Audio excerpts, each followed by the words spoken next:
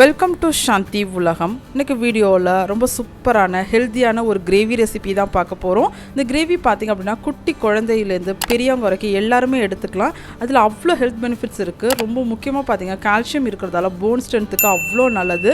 Digestion problem இருக்கிறவங்க இதை கரெக்டாக எடுத்துட்டோம் அப்படின்னா ரொம்ப நல்லது.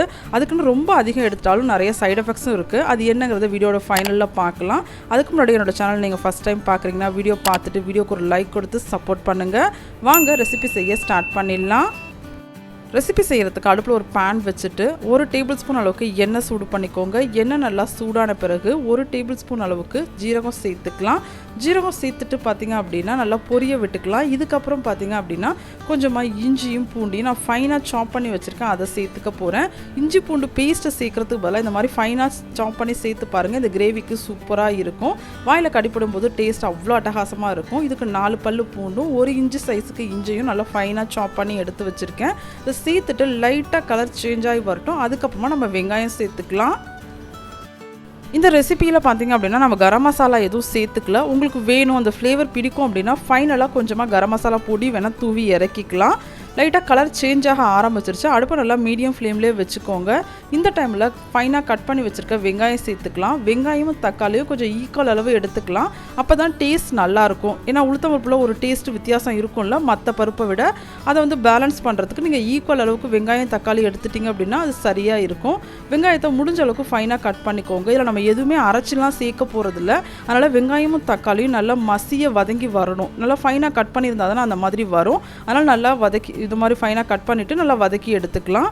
வெங்காயம் சேர்த்துட்டு எப்பயும் போல தான் கொஞ்சமாக உப்பு சேர்த்துக்கோங்க. அப்போ சீக்கிரம் வதங்கி வந்துடும். நான் இன்றைக்கி உளுத்தம்பருப்பு பார்த்திங்க அப்படின்னா 1 கப் அளவுக்கு எடுத்திருக்கேன். அதில் 3/4 கப் அளவுக்கு கடலைப்பருப்பு சேர்த்துருக்கேன். அப்போ தான் டேஸ்ட்டு பேலன்ஸ் ஆகும். அந்த மாதிரியே எடுத்துக்கோங்க. வெங்காயத்தை நல்லா கண்ணாடி பதம் வர வரைக்கும் வதக்கி எடுத்துகிட்டு அப்புறம் தக்காளி சேர்த்துக்கோங்க. தக்காளியும் முடிஞ்ச அளவுக்கு ஃபைனாக கட் பண்ணிக்கோங்க. அப்படி இல்லை அப்படின்னா அது மசிய வர வரைக்கும் நம்ம வதக்கி எடுத்துக்கலாம்.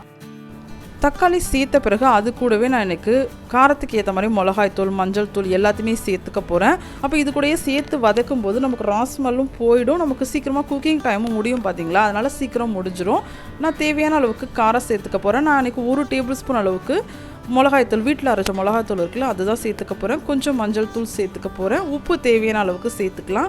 நான் ஆல்ரெடி பருப்பு வேக வைக்கும்போது கொஞ்சம் உப்பு சேர்த்துருக்கேன். அதனால் உப்பை கவனமாக சேர்த்துக்கலாம். கொஞ்சம் இப்போ சேர்த்துட்டிங்க அப்படின்னா டேஸ்ட் பண்ணி பார்த்துட்டு வேணுங்கிறத சேர்த்துக்கலாம்.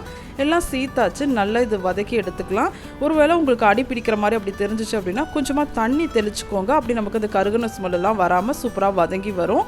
நல்லா வதக்கி விட்டு ஒரு மூடி போட்டு மூடிட்டிங்க அப்படின்னா அதில் விடுற தண்ணியில் கூட நல்லா குக்காகி வந்துடும். அப்போ சூப்பரான கிரேவி ரெடியாக இருக்கும். நமக்கு ஒரு 5 நிமிஷம் போல் வதக்கியாச்சு. பார்த்திங்கன்னா இப்படி தான் ரெடியாக இருக்குது. சூப்பராக வந்திருக்கு பாருங்கள். வெங்காயம் தக்காளிலாம் மசியாக வந்துருச்சு. இந்த டைமில் நம்ம வேக வச்சு எடுத்து வச்சுருக்க உளுத்தம்பருப்பு சேர்த்துக்கலாம். உளுத்தம்பருப்பெல்லாம் நீங்கள் ரொம்ப நேரம் ஊற வைக்கணும்னு அவசியம் இல்லை. ஒரு 1 ஹவர் முன்னாடி ஊற வச்சா போதும். அது கூட கொஞ்சம் கடலைப்பருப்பு சேர்த்து ஊற வச்சுட்டு குக்கரில் வச்சு ஒரு 4 விசில் போல் விட்டு வேக வச்சு எடுத்துக்கோங்க.